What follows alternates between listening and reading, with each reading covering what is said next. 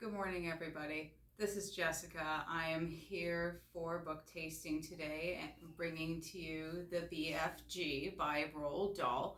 I have talked about Roald Dahl before in this month's oddity program, and I felt like it is a good idea to get to give you all a good perspective on Roald Dahl and one of his more well-known stories. So without further ado, let us read the BFG by Roald Dahl. And for those of you who at home, BFG stands for Big Friendly Giant, nothing else.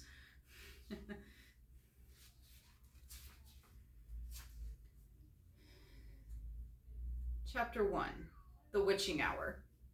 Sophie couldn't sleep. A brilliant moonbeam was slanting through a gap in the curtains. It was shining right onto her pillow. The other children in the dormitory had been asleep for hours. Sophie closed her eyes and lay quite still. She tried very hard to doze off. It was no good. The moonbeam was like a silver blade slicing through the room onto her face. The house was absolutely silent. No voices came up from downstairs. There were no footsteps on the floor above either. The window behind the curtain was wide open, but nobody was walking on the pavement outside. No cars went by on the street. Not the tiniest sound could be heard anywhere. Sophie had never known such a silence. Perhaps she told herself this was what they called the witching hour. The witching hour, somebody had once whispered to her, was a special moment in the middle of the night when every child and every grown-up was in a deep sleep, and all the dark things came out of hiding and had the world to themselves. The moonbeam was brighter than ever on Sophie's pillow. She decided to get out of bed and close the gap in the curtains. You got punished if you were caught out of bed after lights out. Even if you said you had to go to the lavatory, that was not accepted as an excuse, and they punished you just the same. But there was no one about now. Sophie was sure of that. She reached out for her glasses that lay on the chair beside her bed. They had steel rims and very thick lenses, and she could hardly see a thing without them. She put them on, then she slipped out of bed and tiptoed over to the window. When she reached the curtains, Sophie hesitated.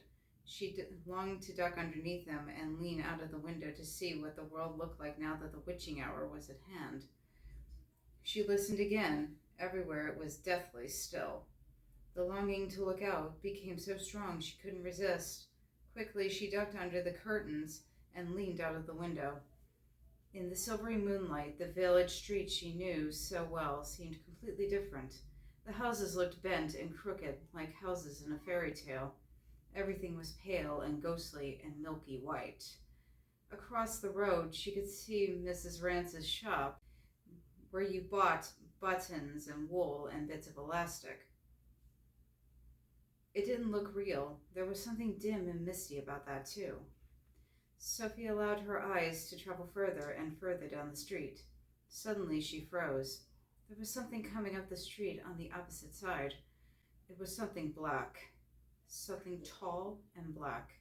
Something very tall and very black and very thin. Chapter 2. Who? It wasn't a human. It couldn't be. It was 4 times as tall as the tallest human. It was so tall its head was higher than the upstairs windows of the houses. Sophie opened her mouth to scream, but no sound came out. Her throat, like her whole body, was frozen with fright. This was the witching hour, all right. The tall black figure was coming her way. It was keeping very close to the houses across the street, hiding in the shadowy places where there was no moonlight. On and on it came, nearer and nearer. But it was moving in spurts. It would stop, then it would move on, then it would stop again. But what on earth was it doing? Aha! Sophie could see now what it was up to. It was stopping in front of each house. It would stop and peer into the upstairs window of each house in the street. It actually had to bend down to peer into the upstairs window. That's how tall it was. It would stop and peer in. Then it would slide on to the next house and stop again and peer in, and so on and all along the street. It was much closer now, and Sophie could see it more clearly. Looking at it carefully, she decided it had to be some kind of person. Obviously, it was not a human, but it was definitely a person. A giant person, perhaps. Sophie stared hard across the misty moonlit street.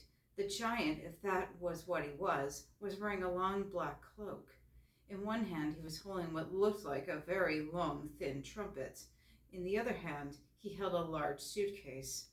The giant had stopped now right in front of Mr. and Mrs. Gucci's house. The Gucci's had a greengrocer shop in the middle of the high street, and the family lived above the shop. The two Gucci children slept in the upstairs front room. Sophie knew that. The giant was peering through the window into the room where Michael and Jane Gucci were sleeping. From across the street, Sophie watched and held her breath. She saw the giant step back a pace and put the suitcase down on the pavement. He bent over and opened the case. He took something out of it. It looked like a glass jar, one of those square ones with a screw top. He unscrewed the top of the jar and poured what was into it at the end of the long trumpet thing. Sophie watched, trembling. She saw the giant straighten up again, and she saw him poke the trumpet in through the open upstairs window of the room where the Gucci children were sleeping. She saw the giant take a deep breath, and woof, he blew the trumpet. No noise came out, but it was obvious to Sophie that whatever had been in the jar had now been blown through the trumpet into the Gucci children's bedroom. What could it be? As the giant withdrew the trumpet from the window and bent down to pick up the suitcase, he happened to turn his head and glance across the street. In the moonlight, Sophie caught a glimpse of an enormous, long, pale, wrinkly face with the most enormous ears. The nose was as sharp as a knife, and above the nose there were two bright flashing eyes, and the eyes were staring straight at Sophie. There was a fierce and devilish look about them. Sophie gave a yelp and pulled back from the window. She flew across the dormitory and jumped into her bed and hid under the blanket. And there she crouched, still as a mouse, and tingling all over. Chapter 3, The Snatch. Under the blanket, Sophie waited. After a minute or so, she lifted a corner of the blanket and peeped out. For the second time that night, her blood froze to ice, and she wanted to scream, but no sound came out. There, at the window, with the curtains pushed aside, was the enormous, long, pale, wrinkly face of the giant person staring in. The flashing black eyes were fixed on Sophie's bed. The next moment, a huge hand with pale fingers came snaking in through the window. This was followed by an arm as thick as a tree trunk, and the arm, the hands, the fingers were reaching across the room toward Sophie's bed. This time Sophie really did scream, but only for a second, because very quickly the huge hand clamped down over her blanket and the scream was smothered by the bedclothes. Sophie, crouching underneath the blanket, felt strong fingers grasping hold of her, and then she was lifted from her bed, blanket and all, and whisked out the window. If you can think of anything more terrifying than that happening to you in the middle of the night, then let's hear about it. The awful thing was that Sophie knew exactly what was going on although she couldn't see it happening. She knew that a monster, or a giant, with an enormous, long, pale, wrinkly face and dangerous eyes had plucked her from her bed in the middle of the witching hour and was now carrying her out through the window smothered in a blanket. What actually happened next was this. When the giant had got Sophie outside, he arranged the blanket so that he could grasp on all four corners of it at once in one of his huge hands, with Sophie imprisoned inside. In the other hand, he seized the suitcase and the long trumpet thing, and off he ran. Sophie, by squirming around inside the blanket, managed to push the top of her head out through a little gap just below the giant's hand. She stared all around her. She saw the village houses rushing by on both sides. The giant was sprinting down the high street. He was running so fast his black cloak was streaming out behind him like wings of a bird. Each stride he took was as long as a tennis court. Out of the village he ran, and soon they were racing across the moonlit fields. The hedges dividing the fields were no problem to the giant. He simply strode over them. A wide river appeared in his path. He crossed it in one flying stride. Sophie crouched in the blanket, peering out. She was being bumped against the giant's legs like a sack of potatoes. Over the fields and hedges and rivers they went, and after a while a frightening thought came into Sophie's head. The giant is running fast, she told himself, because he is hungry and he wants to get home as quickly as possible. And then he'll have me for breakfast. This was just a little taste of what you would expect from this book. It'll later turn out that the BFG, or Big Friendly Giant, is actually okay and is one of the nicer giants in compared to some of the other ones that show up in this story. So if you ever feel interested in reading this book, you can always check it out at our juvenile fiction section.